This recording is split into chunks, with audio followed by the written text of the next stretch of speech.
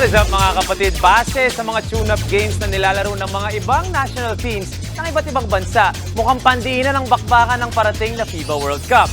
Pinakita ng Canada na hindi lang sila all hype pagkatapos talunin ang defending champion Spain sa isang tune-up game 85-80. Nagtulungan ng superstars ng OKC at New York Knicks na sina SGA at RJ Barrett combining for 40 points sa overtime win nila.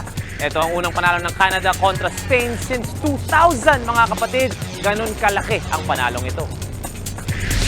At mga kapatid, isang linggo na lang bago ang FIBA World Cup. Ito na ang pagkakataon natin mapanood ang mga players na sa TV lang natin nakikita. At syempre, para din suportahan ng Gilas Pilipinas. So hindi natin pwede palampasin ito. Kaya para sa mga wala pang ticket dyan, bili na kayo ng single game tickets na nagsisimula sa 499 pesos. Akalain mo yun, 499 pesos lang. Nasuportahan mo na ang Gilas, napanood mo pa ang favorite players mo. Available yan online sa SM Ticketnets at sa SM Tickets at Ticketnet.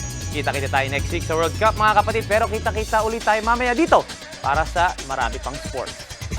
Mga kapatid, Julius Babaw po. Iba na ang may alam at may pakialam sa panahon ngayon. Huwag maging huli at maging una sa lahat ng balitaan. Mag-subscribe at mag-follow sa social media pages ng News 5.